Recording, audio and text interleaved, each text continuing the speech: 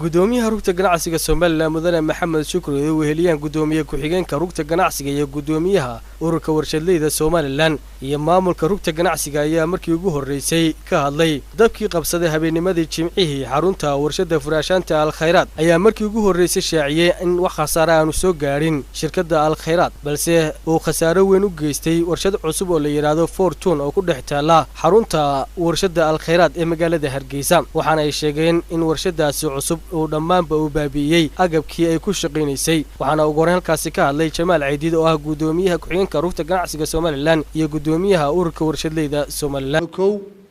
warshada uu dabku ka bilaabmay waxay ahayd warshada la yiraahdo Al Khayraat ee soo saartay furaashada compound-ka waxa ku wada jiray laba shirkadood oo ay badana soo saartay furaashada oo la yiraahdo Al Khayraat takana la yiraahdo Fortune Paints oo iyaduna soo saartay rinjiga warshada Al Khayraat oo dabku ka bilaabmay dabayshu dhinaca ay u dhacaysay baa waxa ka xigtay warshada Fortune Paints warshadaas oo runtii labaduba yihiin chemical wastes waxaan laga sameeyo shidaalka iyo waxa isku jira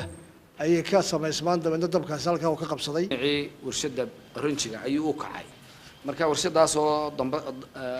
dhamma gabigeediiba gubatay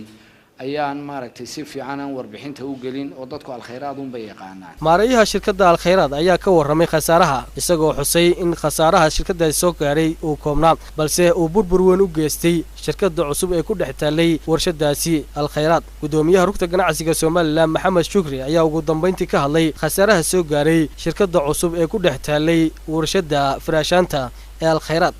dadkiisa waxay u qaateen waxa gubtay inuu yahay warshadii Al Khayraat وتوتالي عد أوجي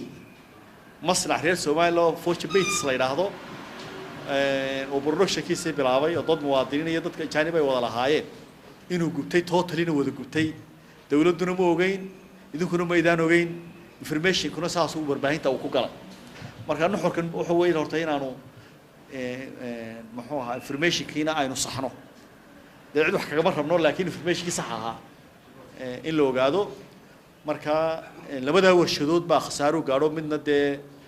kulay sidoo sheegay maamulku boqolkiiba 30 baa gubtay midina way wada gubatay Cabdulqaadir Cabdullaahi Nuur Yacawl Cabdi Kaahin telefishinka qaranka Soomaaliland Hargeysa